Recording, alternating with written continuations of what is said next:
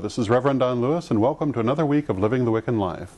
This week we bring you our interview with Zsuzsanna Budapest, founder of Dianic Wicca. I'm sure you'll enjoy it.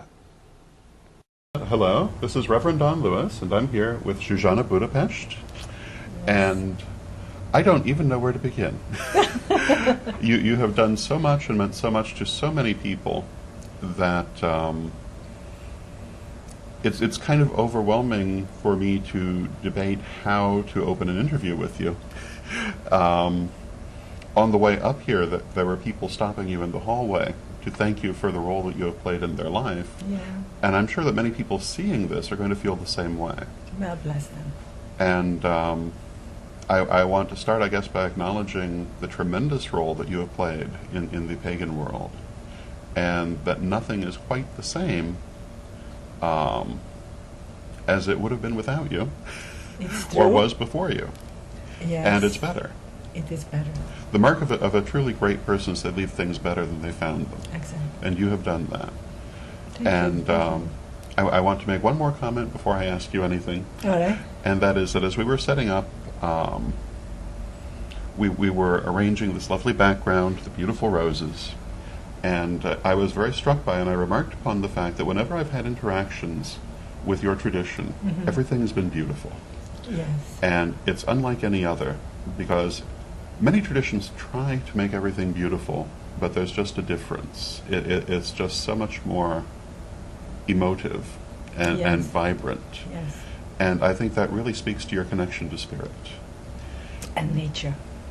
And nature. It is where the spirit is. It's true. That's what it is. And the woman's touch. A woman's touch. We always require beauty, whatever we do. Let me ask you, of the changes that you have created and the changes you have seen, what is most striking to you? What do you feel has been the greatest change in the community? Good question.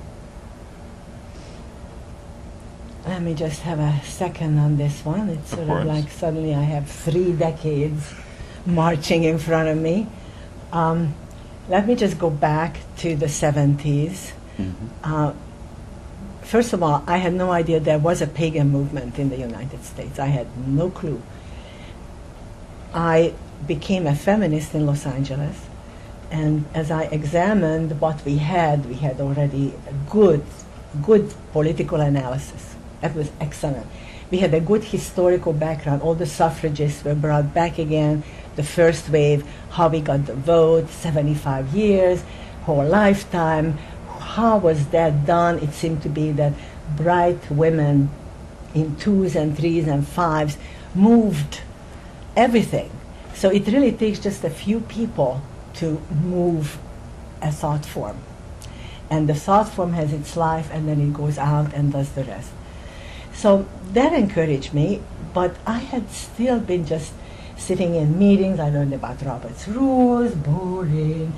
I was, we were very officious then in the Women's Center, and then the world was coming in through the door, women with 5 kids, we have to stay somewhere, we are running away, women bleeding, I need somebody to take me to the hospital. There was like terror visited on my sex daily, real terrorism, never discussed terrorism. Terrorism that we now talk about, few guys blowing up a few more guys and a few cars, is nothing compared to the daily onslaught on women, daily slaughter of women. The male species is out of control. So I thought, why is that? Why is that? And one of the reasons I could see was that we're not reflected in the culture, we're not reflected in religion. Women are non-entities. So if we are non-entities, that means we're nobodies. So to kill us, to harm us, is okay, because we're not even people. And then, of course, 100 years ago, which I always go back to how it started, there was an actual intellectual discussion among learned guys with professor and doctor in front of their names. Do women actually have souls? This was discussed as a serious matter, and it was used against women not to be enfranchised with the vote. And I thought, my mother is a witch. I know about Central European tradition, which had Dianic component. My mother only created goddesses. She made altars for peasants. In my country, every peasant house has a so-called good room or clean room that they only use on holidays, and that's where they put their holy pictures, the photographs of the ancestors, and they pray in front of it. They light little candles. They go into that instead of marching to the church. They have a church at home, which is pure paganism. And my mother was an altar builder. She was making these altars. So I mentioned this to my feminist sisters, and they said, no religion, please, no religion, because any kind of religion was oppressive to us. Religion is poison, it's opium to the masses, etc., etc. I said, this is not a religion, this is a spirituality. This is a different thing. And we have a background, we have mythology, we have moral laws about it. We have enough tradition to look at and say, hey, let's add to it. Let's bring it in, see what we don't need, put to it what we do need, and let's follow this path and bring back the goddess. So one day, I go to the Women's Center on Kreccia, and there is a triple goddess right over the mantelpiece, and that was the first time I brought with me a little purple candle, because even that, lighting a candle, was hard for feminists. I mean, they were like so scared of any kind of religion. So I thought, I dare. Now they know me about a year. I've been staffing on Mondays. I'm one of them, even though I'm a freaky Hungarian, you know. So I go there and I look at her. I said, oh, here's your candle. And I put the candle and lit it. And I consider that the beginning of women's spirituality movement. Nobody much talked about the goddess at all. Mm-hmm. I used to just hang out in bookstores, read everything by Jung, I read Kerényi, everybody, and those time spaces, and they were friends, they hung together.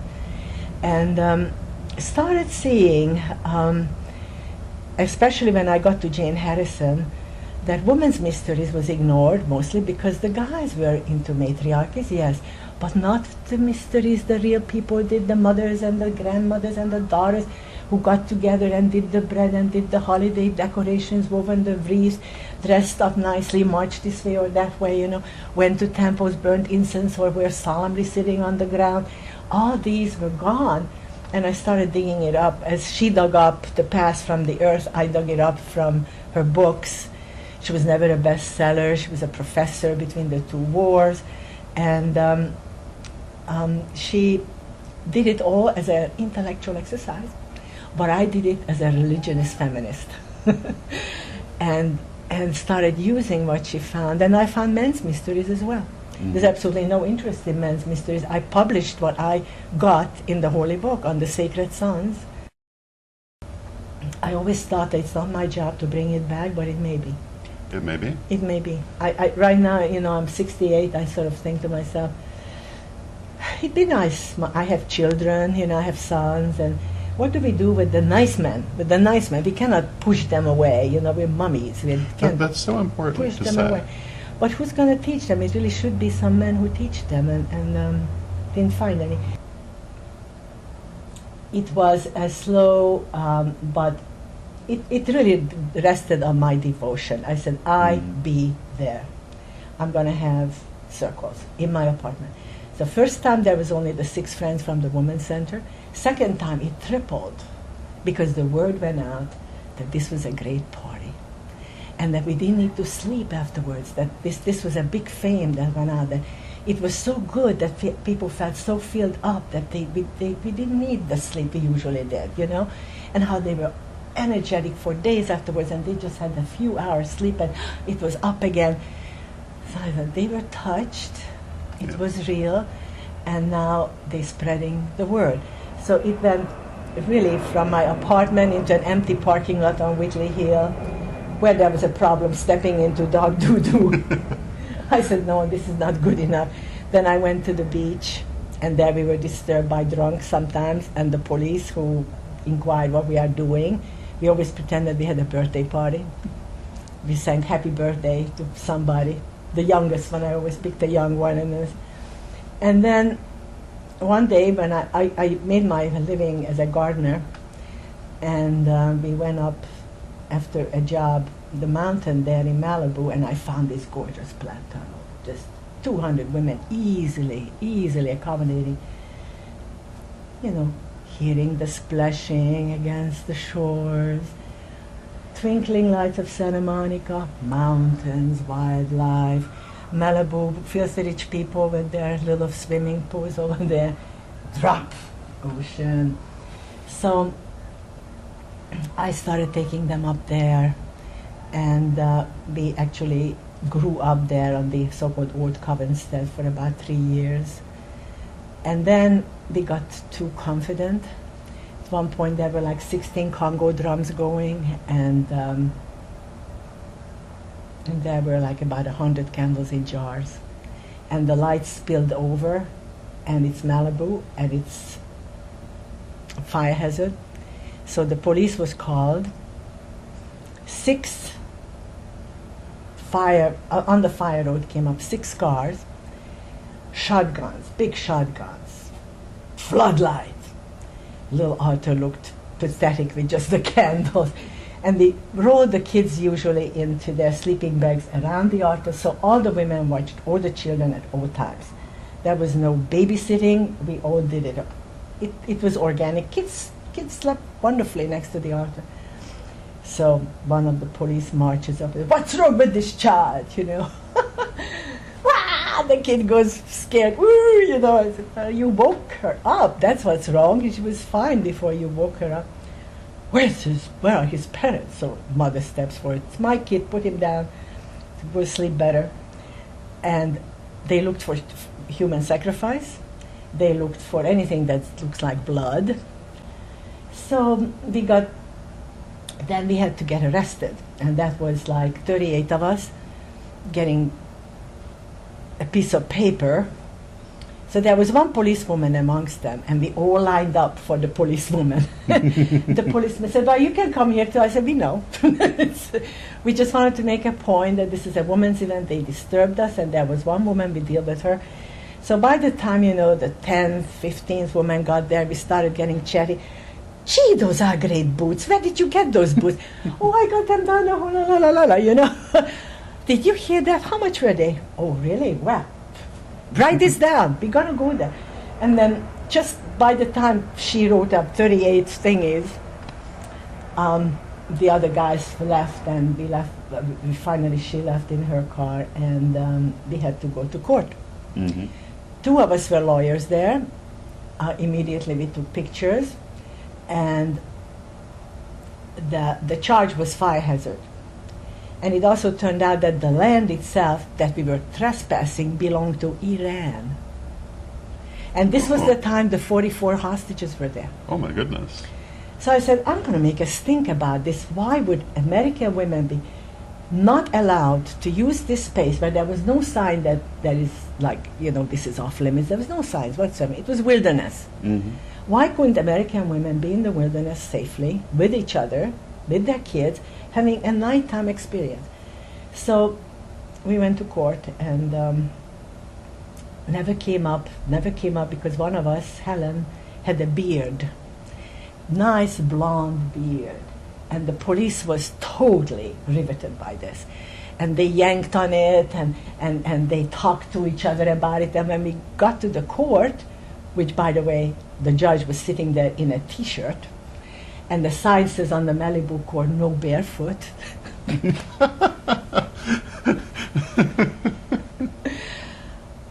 All it was is about Helen's beard.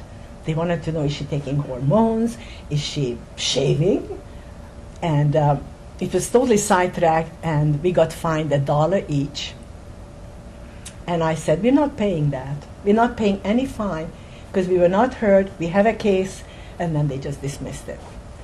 And that was the famous Malibu 38. There's a lot more to this story, but I just gave you the shortened version. I hope that you enjoyed part 1 of our interview with Zsuzsanna Budapest, and that you'll join us again in part 2 of our episode as we continue our conversation. Hello, this is Reverend Don Lewis, and I'm very pleased to announce the publication in paperback of Witch School's Lessons for the First Degree, Available now for pre-order from witchschool.com and coming soon to a bookstore near you, together with lessons for the second degree and lessons for the third degree.